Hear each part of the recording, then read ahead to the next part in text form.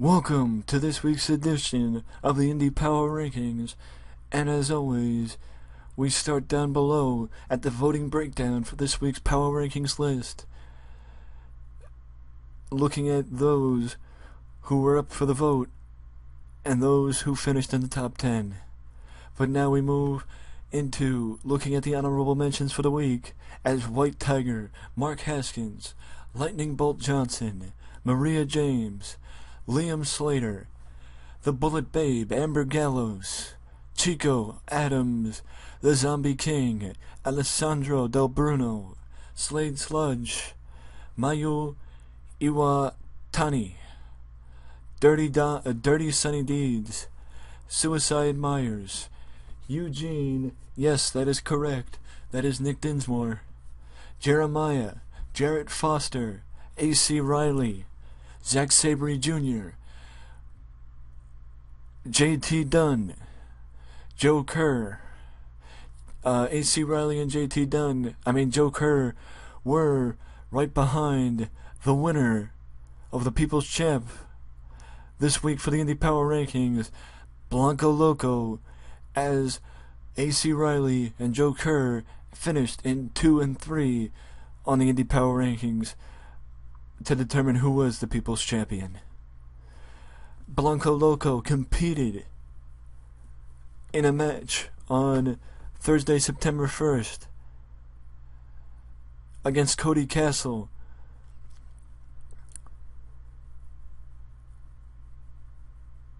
for ACW, and then lost at Manor Pro Wrestling to Tony King, and then defeated Rome and Eddie Brock in a three-way on that same day, and then defeated Widowmaker, Bobby Fantana, King Tony, and Ricky Santana in a five-way in that same day, and then defeated Carry On in that same day. The one thing that you have to notice is the only date that is displayed is Thursday, September 1st, which means he fought Cody Castle, Tony King, Taino Rome, and Eddie Brock, Widowmaker, Bobby Fantana, King Tony, Ricky Santana, and Carry On, all in the same day. All in the same day. I mean, wow. That's 5 matches in one day. And he went 4-1. It must have been a good week for those who made it in the top 10, because in my opinion, I don't know how Blanco Loco could not have made it in the top 10. The number 10 spot goes to Sweet Saraya. Yes, Paige's mother is not just still wrestling, but also is held in high regard as one of the top women on the independent scene, as Sweet Saraya makes it into number 10. Teddy King is number 9. Mr. 450 number 8. Ricochet lands in the number 7 spot this week, and Arrow Star on the number 6 spot. And now we move into the number 5 spot as Dave Christ. As Dave Christ is number 5 this week in the Indy Power Rankings.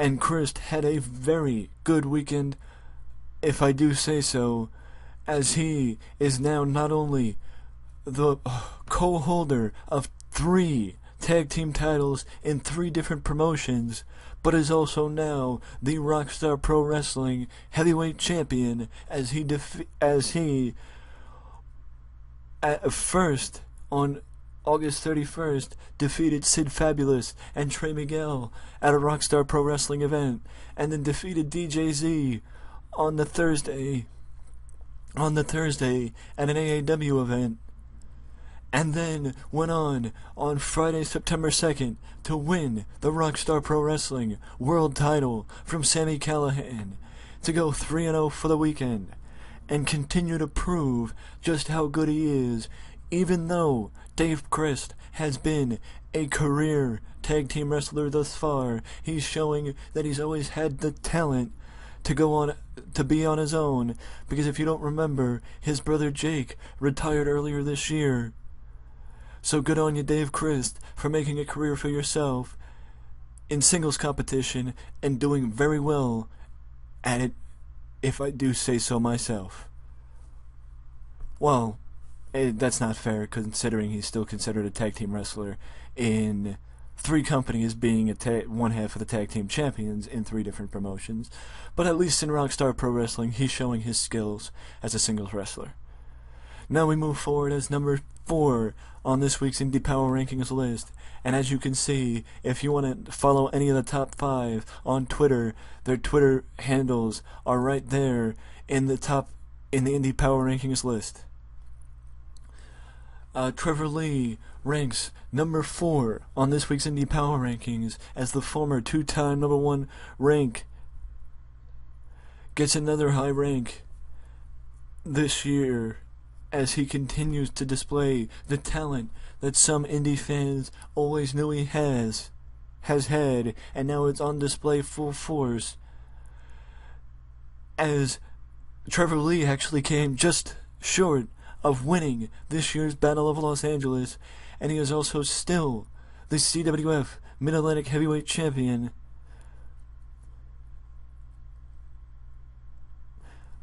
But I will say this, that one of his bigger wins came against Kamatachi at PWG in the first round of the Bola tournament on September 3rd. And then he defeated Dalton Castle on the Sunday to advance to the 3rd round. And then he defeated Mark Andrews in the 3rd round on the 4th of September to advance to the finals against Marty Scurll and Will Ospreay in a 3-way match. But unfortunately, he lost to Marty Scurll in the finals of the tournament, as Scurll would become this year's Bola champion. But either way, it was a great week for Trevor Lee. Even though he did not actually defend his Mid-Atlantic Heavyweight Championship, he still went 3-1 for the week in one of the most premier tournaments in independent wrestling and pro wrestling as a whole, as PWG's, I would argue to say, PWG's biggest card of the year highlighted the best talent on the indies.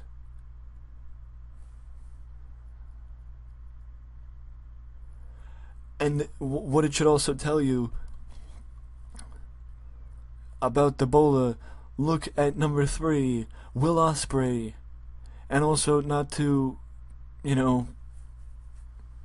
be that guy, but I'm going to give you a hint as to who else made the list, as Marty Scurll also made the top 5, so that means the 3 finalists from the PWG Bola tournament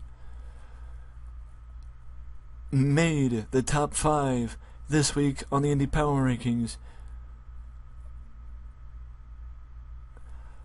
And even though Will Ospreay was eliminated in the finals before Trevor Lee, he still ranked 1 spot above Trevor Lee. But you'll find out why. Because this year's Best of the Super Juniors, Will Ospreay was actually the Best of the Super Juniors over in New Japan, beat Phoenix in the first round of Bola on Friday, September 2nd, and then teamed with Ricochet and Matt Sydal to beat Mount Rushmore 2 on the next day. And if that wasn't enough, he defeated PWG Heavyweight Champion Zack Sabre Jr. in a non-title match in round 2 of the Battle of Los Angeles on 9/4, and then beat Ricochet on also on that same night. My goodness, that in itself should rank him where he is or even a couple spots up, just by the fact that he beat Ricochet and Zack Sabre Jr., 2 of the top stars on the indies, in one night. Wow. And if that wasn't enough, in the third match of the night, he lost in the finals to Marty Scurll and Trevor Lee. This really, in my opinion, explains why Will Ospreay was out first, but still finished higher in the Indy Power Rankings this week than Trevor Lee, due to the fact that he competed in 3 matches in one night against 4 of the top stars in independent wrestling.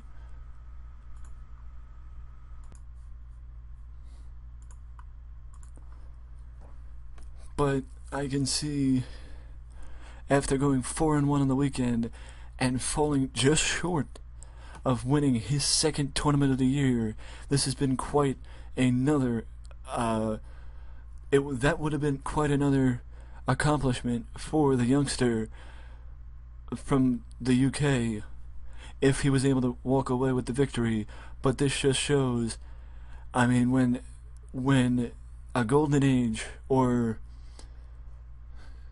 England produces very, very talented wrestlers in drones, they don't come by the ones or the twos, they come by the dozens. Ospreay, Scurll, Jack Gallagher, Zack Sabre, the name, it keeps going and going. But either way, good job, Will Ospreay, on another solid weekend. The Wrench, Connor Claxton, gains his highest rating on the Indy Power Rankings list, as the official voters once again show respect to the winner of a deathmatch tournament, as Claxton won the Lord of Anarchy tournament at VOW Wrestling, as he defeated Trip Cassidy in a deathmatch buffet in the first round on Saturday, September 3rd, and then he defeated the deathmatch veteran, the king of the deathmatch per se, in the man who has held the CZW World Championship for the last 398 days, Matt Tremont, in a cabin in the woods deathmatch in the semifinals, and then defeated G. Raver and Josh Crane in a 3-way light tube prison deathmatch in the finals to go 3-0 for the weekend. And though he has been very close to breaking through recently, this is a big win and a big shot in the arm for Mr. Claxton, because it is very difficult for me to say that even though deathmatch wrestling isn't very technical, you still have to have respect for the people who go through it and give their body and put their body through hell, pretty much, for our entertainment and our enjoyment. Because if you don't, then as the old saying goes, if you ain't gonna do it, don't complain about it. But good on you, Claxton, for having the best week yet for your career. And without further ado, the number 1 name this week on the Indy Power Rankings for the second time is Marty Scurll, who is, after being ranked number 2 last week on the Indy Power Rankings, he is this year's PWG Battle of Los Angeles tournament champion. And that wasn't it for him, as he went 4-0 this weekend, defeating he locked up. Okay, let's just read what they have to say. This spot was locked up from the second the trophy was handed over to him on Sunday 9-4. The villain took his villainous tactics to Reseda, where he defeated Pentagon Jr. in a non-tournament match. And then, actually no, he defeated Pentagon Jr. in round 1. That's a comma, not a period. On September 2nd, and then defeated in by far one of the biggest victories in my opinion for Marty Scurll. He defeated Cody Rhodes in round 2 on September the 4th, and then went on to defeat Mark Haskins in round 3, and then defeated Trevor Lee and Will Ospreay to win the Battle of Los Angeles and go 4-0 for the weekend.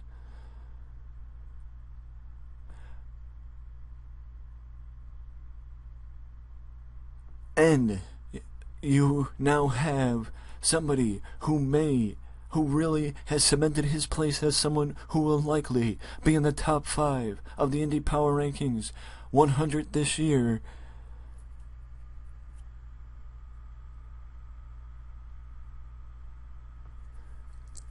And now it's just a question, if that is the case, where will Scurll land as far as that's concerned compared to everyone else, as even though you might think that the major companies are in somewhat of a lull, indie wrestling is hotter than ever before, and PWG and Lucha Underground and Ring of Honor, or at least Lucha Underground and PWG, are leading the way. Because if you don't think Ring of Honor is an independent company anymore and it's more of a major company, then that's fine. But either way, companies like PWG and Lucha Underground are leading the way for a glorious period for independent wrestling. And Marty Scurll for this week is on top of that list. And now we move forward, move into the Indy Power Rankings list for the top 5 tag teams for this week, as Domination, Dazuki Sasaki and Endo, Waylon Mays and Juan Jeremy, Ryan Swift and Beautiful Bee, who finished number 3rd in the public vote, meaning the People's Choice vote, Billy Gunn and X-Pac, Cowboy Bob Orton and Grandmaster Sexy. Boy oh boy, is 2016 quite a year, because I never thought I'd say Cowboy Bob Orton. See Cowboy Bob Orton on a list, a power ranking tag team list in 2016. But I guess you never half the stuff we've seen this year we never thought we'd see. Ryo Saito, Horiguchi, Hajime, and Jimmy Kata, the Jimmies, Matic and Taylor Kay, who finished number 5 in the public vote, are also on the honorable mentions list this week, as the People's Champs are Tech, Mike Monroe, and T.C. Reed. This Florida-based duo is really gaining the attention of the fans, as they are the real pro wrestling tag team champions, and defeated Craig Mitchell and Matt Nix at Ronin Pro Wrestling on September the 3rd, and then picked up the second victory of the week when they defeated Los Pendejos, Jay Rios and John Cruz, in Gainesville for Wrestling Fest on September the 4th.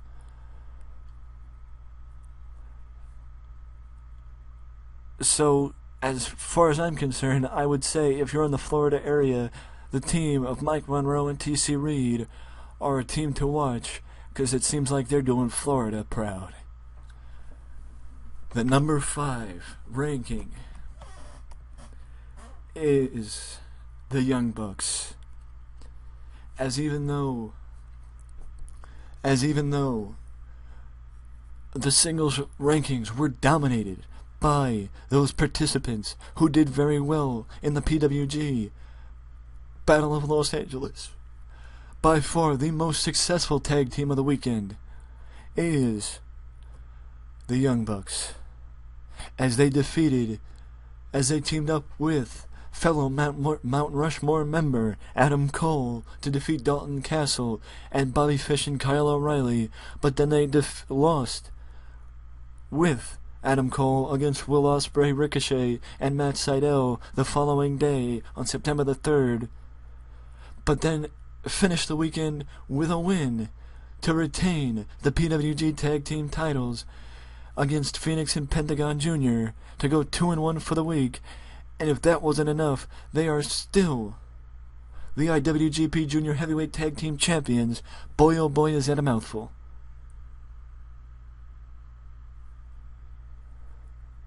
But those defenses don't count towards our ratings.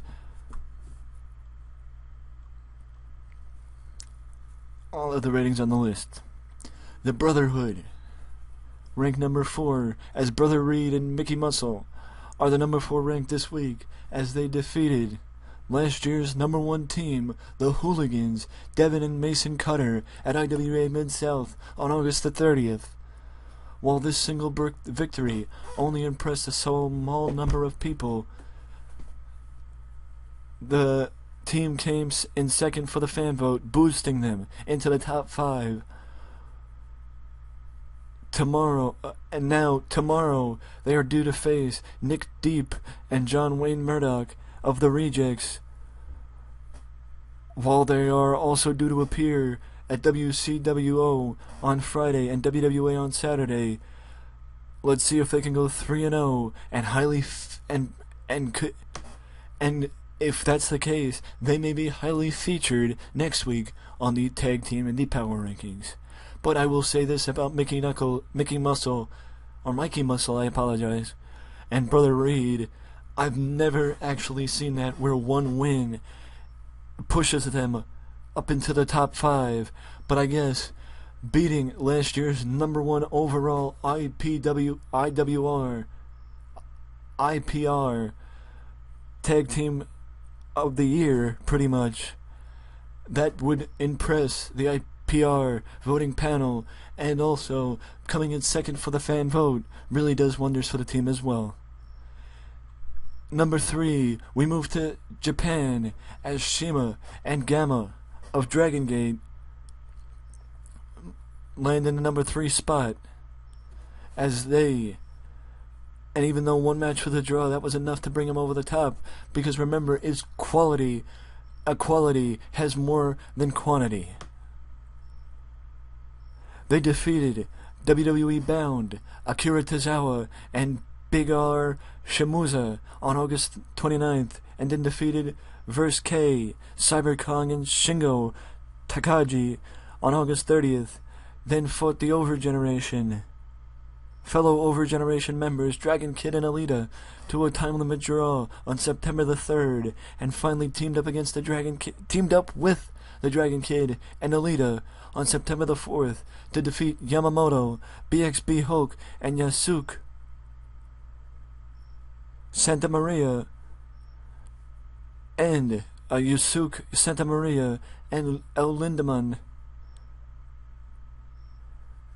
in an 8-man tag team match on September the 4th.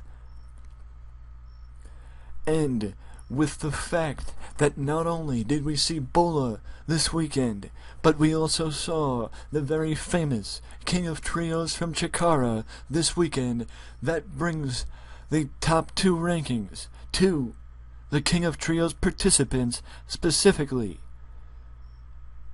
The runners-up to the King of Trios: Commander Bolisho, Hanako Nakamori, and Manami Katsu, Team JPW.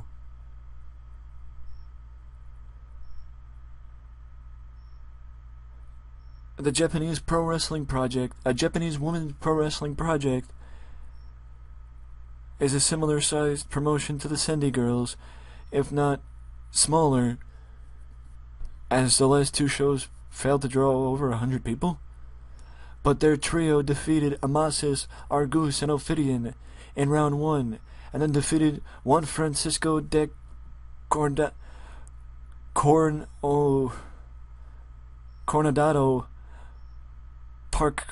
Prakash Sabar, and I'm not even going to try and say his name, in the quarterfinals on September the 3rd, and then defeated Icarus, Hollow Wicked, and Jigsaw in the semis, before falling to the Sendy Girls on that same night, on 9/4 as well, to go 3-1 for the weekend. Couple that with the opponents that they saw. So, I mean, it's no surprise that that they finished where they did. Now, the winners of the King of Trios, the Cindy Girls. Let's take a look at their picture up here. As the Cindy Girls in Japan is a promotion which often gets overlooked in favor of the bigger ones, which, in my opinion, is the case for all of them but New Japan. Their last event pulled a crowd of 200 people, so I guess they're bigger than Team JPW, but not much bigger. But their top stars, Cassandra Miyagi, Dasha Chiyosko, and Miyako Satomaro, and were sent to Chikara to compete in the most prestigious trios tournament in the United States and the wrestling world as a whole, as they defeated Heidi Lovelace and NRG in the first round of the tournament, and then went on to defeat Heidi Lovelace and Hype Rockwell and Race Jackson. I apologize. In the first round, and then defeated the Colony, Silver Ant, Fire Ant, and Soldier Ant in the quarterfinals on September the 3rd. And then they defeated Oleg the Usurper, the former Chikara champion, Kimberly, and Estonian Thunderfrog in the semis on 9-4, and then defeated Team JPW also on 9-4 in that same night to win the tournament, to go 4-0 for the weekend, and to become the 2016 Chikara King of Trios tournament winners.